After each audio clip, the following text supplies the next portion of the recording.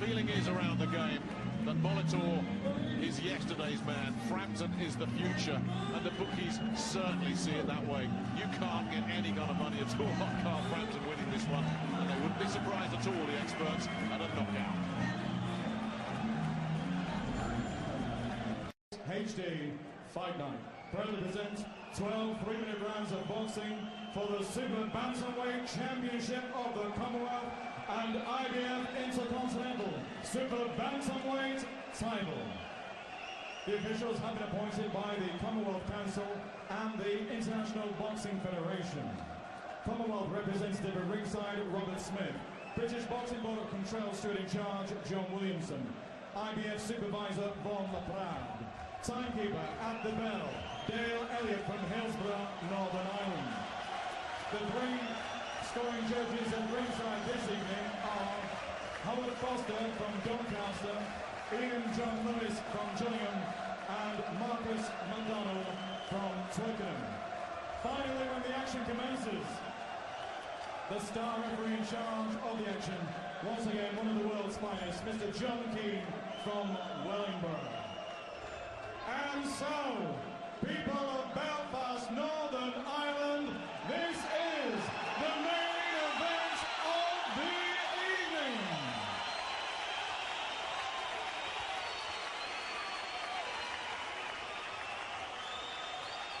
Introducing to you firstly, boxing out of the red corner, wearing the whitewood trunks, trimmed with red, white and black. At the weigh-in yesterday, he scaled 8 stone, 9 pounds, 4 ounces. His outstanding record this evening reads 36 contests, 34 wins. 12 of those wins coming by way of knockout with only 2 defeats. Presenting the former 2-time IBF Super Bantamweight Champion of the world. Tonight he is the challenger for the titles from Ontario, Canada, the Canadian Kid, Steve Molitor. And opposing him, boxing out of the blue corner, wearing the white cloth trunks trimmed with gold and red. At the weigh-in yesterday, he scaled 8 stone, 9 pounds, 10 ounces. His perfect, unblemished record reads 14 contests, 14 wins. 9 of those wins coming by way of knockout. Tonight, he makes the 3rd defense of his Commonwealth Championship and is also the IBF Intercontinental Champion. Presenting from Belfast, Northern Ireland, the current Super Bantamweight Champion of the Commonwealth, from Belfast, Northern Ireland, the undefeated Carl the Jackal Frampton.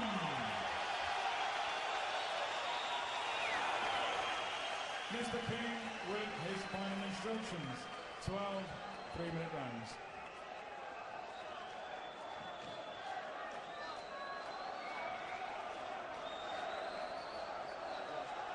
Received instructions in the dressing room and you know what to expect. You keep to the rules, shake hands, come out boxing.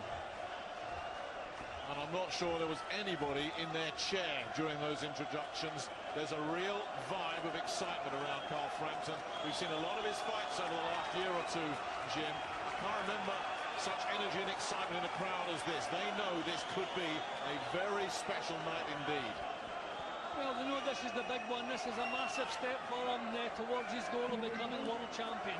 Huge night for him. Carl Frampton looking to hit the jackpot and join the big league up against Steve Molitor.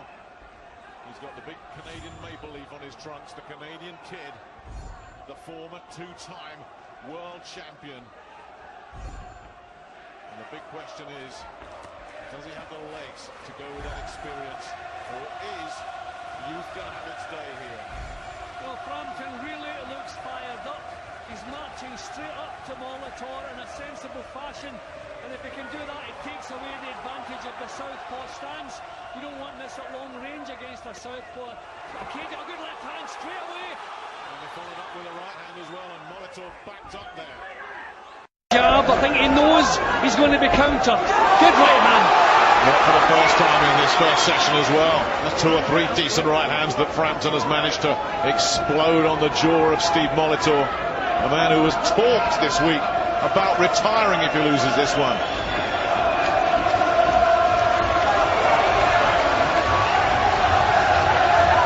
Frampton looking to close down that gap with his intelligent, composed stuff. He's not just pulling in rashly here, Frampton. He's looking to pick his shots. And Molitor, you just get the sense, you look at his eyes, I think he respects Frampton's power. I think he's felt it already. He's actually intimidated Molitor in the opener. Excellent start. Keep reading, come on. That was according to the script, no question about it. Yep. Just got on his case straight away, did not give him an inch of room. Not a lot of clean punches landed by either man, but the message was made clear from Frampton. He's the boss here, this early. Round 2 of this 12-rounder, officially a defence of the Commonwealth Championship for Carl Frampton, but it means so much more than that.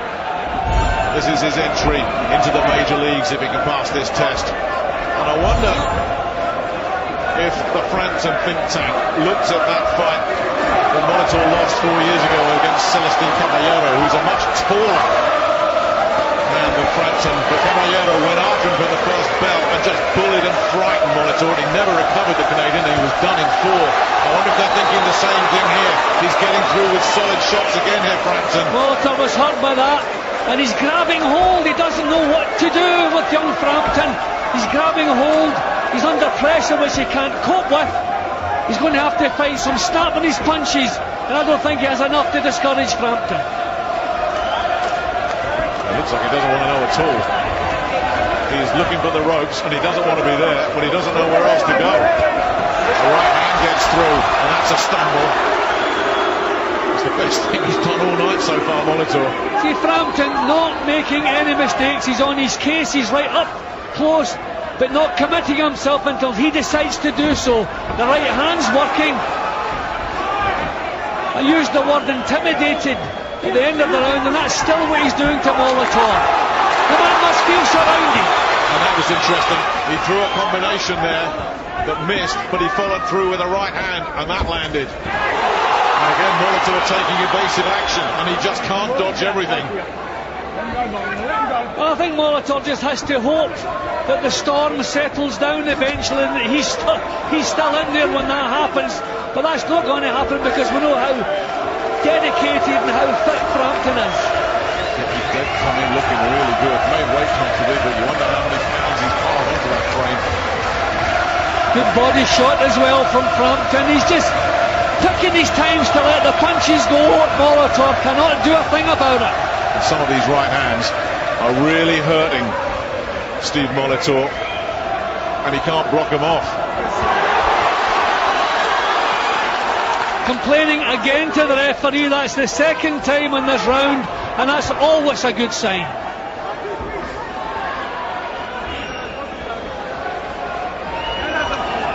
Good stuff from Frampton, just confusing him there. He didn't know what hand the punch was coming from. Totally knocking him out of the fight here, Frampton. And keeping that pressure on. Molitor's just got nowhere to run. He can't buy any time. This is a methodical, intelligent, efficient wearing down process that's going on here. And another strong round from the defending champion. Textbook stuff from Carl Frampton through the first 2 rounds. Intimidation and aggression. Yeah, maybe not landing cleanly all that often, but that's simply because Molitor is 100% in defensive mode. But he's making the point, and he has 2 rounds in the bank already. Yeah, he's not landing with everything, but he's landing with enough, isn't it? And when he does land, he hurts Molitor.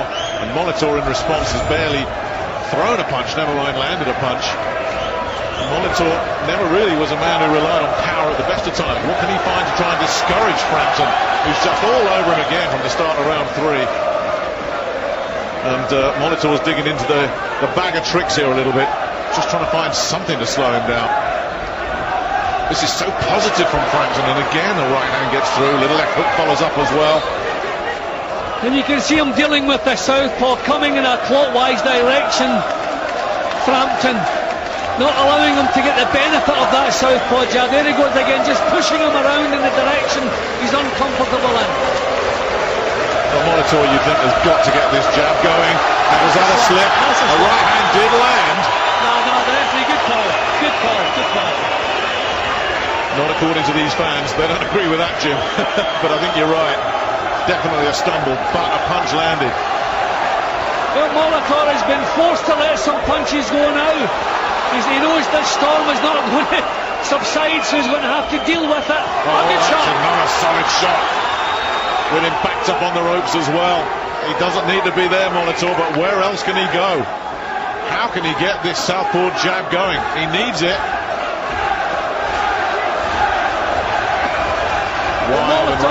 He's going to have to find some power in these shots, and the way Frampton is fired up, I don't think he's going to be able to discourage him.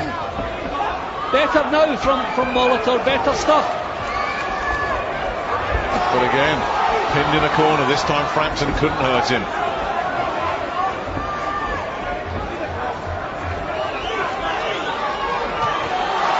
That was better evasively from Molitor. But again, it's Frampton the aggressor.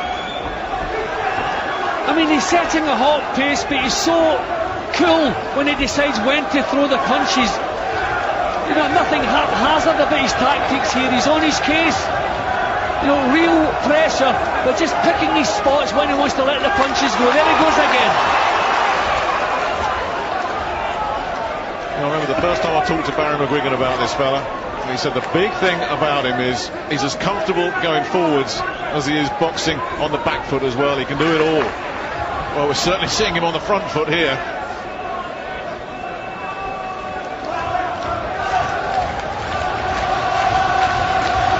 See, it's still not making any mistakes whatsoever, Frampton. Taking his time, not letting the punches go until he's pretty sure they're going to land.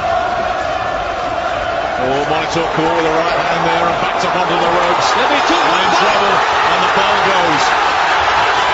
But we get a count. That right hand really hurt him.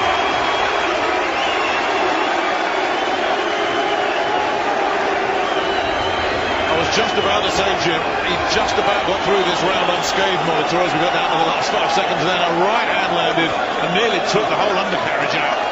Yeah, they both landed almost simultaneously, but Frampton was the one with the power, and Molitor's problems have just been doubled.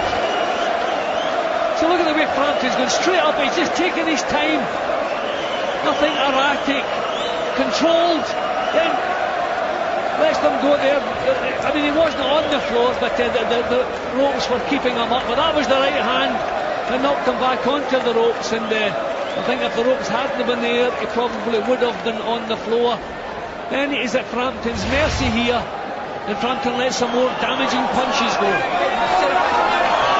Frampton off his stool already. He wants to finish this job, and you get the sense he wants to finish it right here. Celestine Caballero did it in 4. Can Frampton follow suit?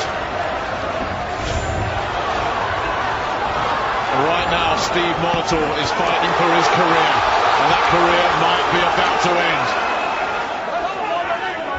Even the physical strength of Frampton, Molitor can't cope with it. He's been bullied when he tries to grab hold. Frampton's shrugging him off. Tactics perfect from Frampton. That's a punch. That's a knockdown. John Keane disagrees. His glove touched. I'm sure his glove touched. There was a punch. No, that was definitely another slip. It's all getting a bit heated in there. I thought his feet slipped, but a punch was certainly thrown, and I think Molitor might just have caught it, but whatever. He is in serious distress. Just can't get away from this.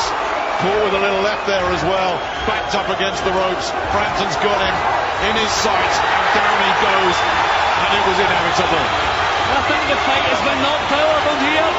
I don't think he has anything left. I think he knows the job's too big for him. He doesn't have the legs, the stamina, the condition, or the desire to get through this. They're chanting easy, easy. And there is still so long left, and all Molitor can do is just hold on and hope that this storm, this tempest, is going to blow itself out.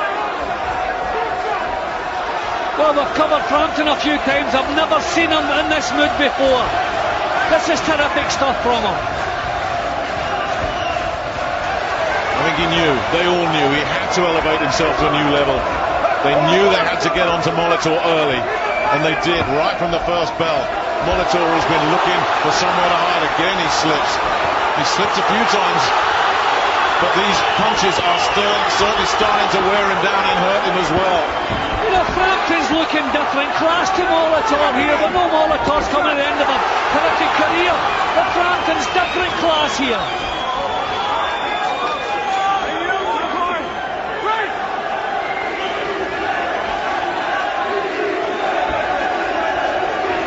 Molitor just trying to survive, trying to buy some time. But how on earth can he change the flow of this one? What can he do? Trying to land a left hand. Frampton saw it coming, blocked it off, and again punished him with a counter. Cleverness from Frampton.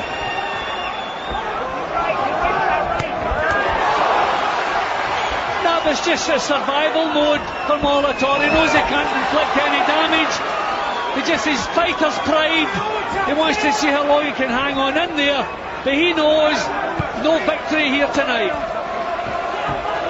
And how much more of this does he want? How much more can he take? Well, just getting through there with a little straight left. The Canadian. That was a good left hand. He landed straight shot right, and he needed something badly. Another huge round for Frampton. That's bullshit. He's an ice hockey fan. Give me a towel. He's like he's on ice skates sometimes in there, this fella. Yeah, well, that was it. The shot caught him above the ear. The glove touched down. I would have called it a knockdown. The punch landed on the ear. So quite fortunate it wasn't called a knockdown. But Frampton poured on the pressure, kept the punches flowing. And he's just the boss. He's just the bully in there tonight. Again, just taking his time, picking his spots. Nothing erratic. Cool head for such a young fighter in such a big fight. Terrific stuff from him. And we see him backed up against the ropes, don't we, Jim? And obviously it's not where he wants to be, but it's the sheer force of will really coming from Frampton that's just pushing him there. There is nowhere else for Steve Molitor to go. He is being bullied and intimidated out of this one. He survived round 4. How much more of this can he take? Well, he looked poor for the first 4 or 5 rounds against Booth. Then he got himself, he seemed to waken up and get himself into this, but this is totally different. He's been dominated here. He's been hurt. And Booth was never a big super bantamweight. Frampton is.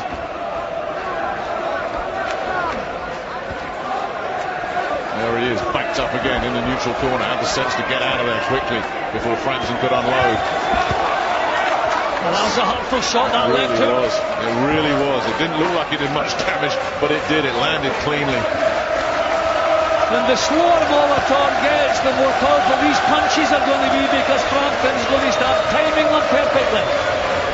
I've just listened to these fans. I was looking around at this crowd during the break between the last round. Everybody was just smiling. They are loving this. They are seeing a real superstar being unveiled in front of them here.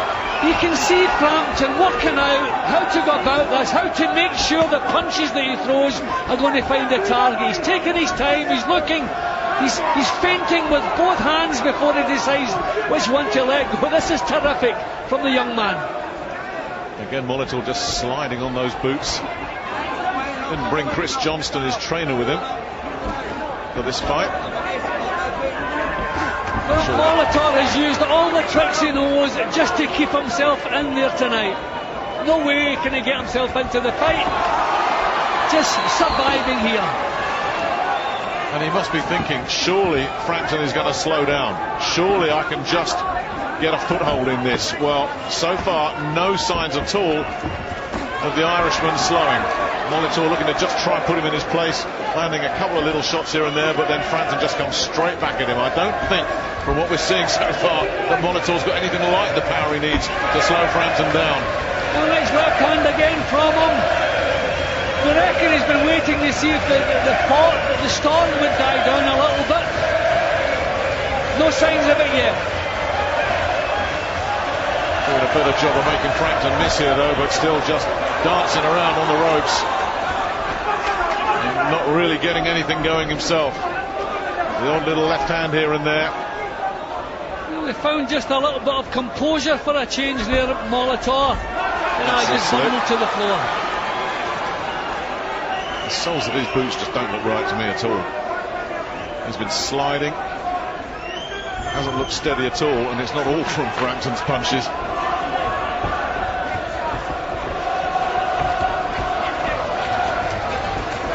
Backed up in the corner again, but he survives another round. Keep them hands up. Shane McGuigan, Jerry Story working the Frampton corner. Billy Martin, the Molitor corner, and you can see from those stats which trainer has the greater workload right now. Second vote, 26. Billy Martin, Molitor's trainer, was just saying, you've got to back this kid up. And I'm sure Molitor felt like saying, well, you tell me how. You know, I think once again Molitor's proving to us just what a good pro he is. You know, sticking in with this. I mean, he knows he's coming towards the end of his career. This is a hard night for him. But he's sticking with it, making the best of it, and actually trying to get himself into the fight. A short right hook earlier from Frampton. Hit the target. Getting through with the left of his own there, Molitor. He's having a little bit of success with those left hands. Well, maybe he's thinking, this kid's gone out too fast, he's going to tire. Maybe that's his hope. Again, a bit slippery on those red boots of his, the Canadian. And Frampton right in front of him. Working him, trying to bully him out of it. And Molitor's getting some support and encouragement from his corner there. And he needs all the help he can get right now, the Canadian. Well, at least Molitor's managing to get some punches off. I mean, even that is a bonus when you look at what's taken place up to now. The Frampton, still the boss. Still just picking his time when to let the shots go. And again he falls down, but is that going to be a rule? Another slip? It's crafty stuff from Molitor. You saw that one coming and bought himself some time. But time surely is running out for him. Again, Frampton knows he's hurt and he's just ready to go. See, this is good. Molitor's been giving it a go, so Frampton needs some head on, puts him back in his place, just denting any confidence that he may have been trying to find. And yeah, he pushed the Canadian down. John Keane was absolutely spot on with that, but it does show once again that Frampton is just bullying this man. That was a really solid left hook to the ribs from the Irishman. Molitor took it well.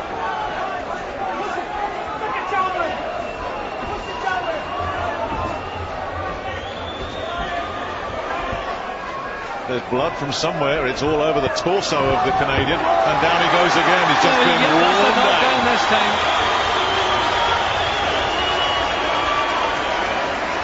It's all going desperately wrong for Steve Molitor. That cut looks like it's around the other ear, and John Keane says enough is enough. And Carl Frampton, welcome to the big league. What a performance against the man who's had 10 world title fights. Carl Frampton made him look like a novice. That was special, very special indeed.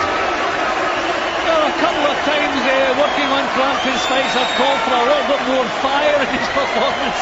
I'm not calling for that tonight. That was phenomenal. Right from the off, you could see how fired up he was during the introductions. As soon as the first bell sounded, he got on Molitor's case, did not leave him alone until referee John Keane waved it off. Tremendous performance, heading towards world class. We're going to end the performance. What did Molitor have left? We don't know, because Carl Frampton didn't give him a chance to show us. Total domination, terrific performance from young Carl Frampton. An extremely professional, polished job. And there's been all this talk domestically. Who's number one? Is it Rendell Munro? Is it Scott Quigg? Is it Carl Frampton? Well, Frampton has made a case for being the best of British right now. This is the finish once again, and he just wore him down systematically. Yeah, he slumped to the floor, and when you look at his face when he got back up again, he's not looking back at Frampton, he's looking at the referee. He looked devastated, shattered there, as though he wanted out of there. All the body language suggested that he wants out of there. Proud pro that he is, But John Keenan, experienced referee, he knew it was one-sided all the way. He couldn't get himself into the fight. Had a good look at him, thought what he was doing, then just called off. There's Molitor walking away, looking at the floor, showing no signs they wanted to carry on with this. Good call from the referee.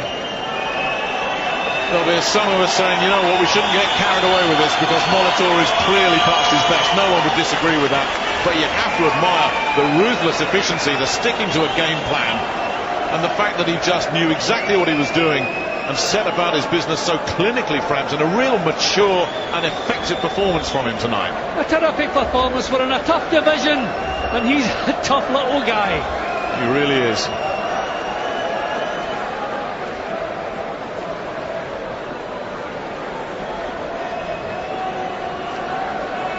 Well, it brought everyone to their feet. They so enjoyed that, this audience here at the Odyssey Arena.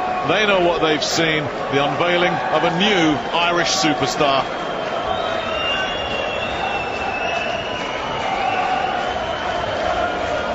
Ladies and gentlemen, after 2 minutes and 21 seconds of round number 6, star referee Mr. John Keane has stopped the contest. In his opinion, Steve Molitor was in no position to continue. Your winner, and he is still the Super Bantamweight champion of the Commonwealth, and still the IBF Intercontinental Super Bantamweight champion. From Belfast, Northern Ireland, Carl the Jackal Frampton.